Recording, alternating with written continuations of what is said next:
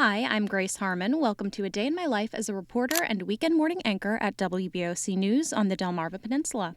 My reporting days start around 8 a.m. with a cup of coffee and looking for stories. Neighborhood Facebook groups are a great resource for story ideas, especially working in a smaller market. But of course, a Facebook post is not enough to build a story on. Just because you see it on social media does not mean it is true. It's my job as a reporter to verify through official channels and multiple sources before anything makes it to air.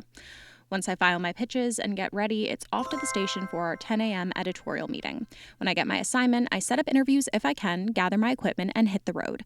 Sometimes I end up driving an hour and a half one way for my story, but luckily today I was staying local, covering last-minute shopping before the snowstorm.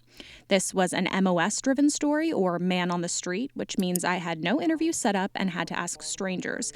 You definitely get comfortable with rejection doing this. Luckily, I got my interviews, filmed a stand-up, and then it was back to the station. There are a lot of days when I have to edit in the field to make deadline, but this Friday I could edit in the comfort of the Newsplex instead of my go-to McDonald's.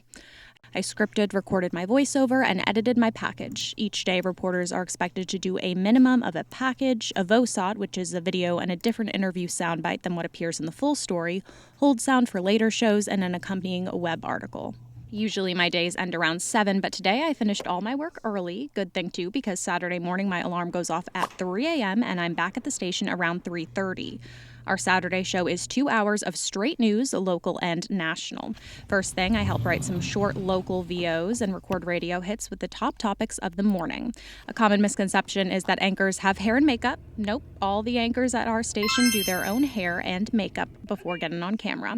And once I'm camera ready, I read through the show rundown, make any changes to the script so that it feels like it's in my own voice. Then it's time to mic up and hit the desk.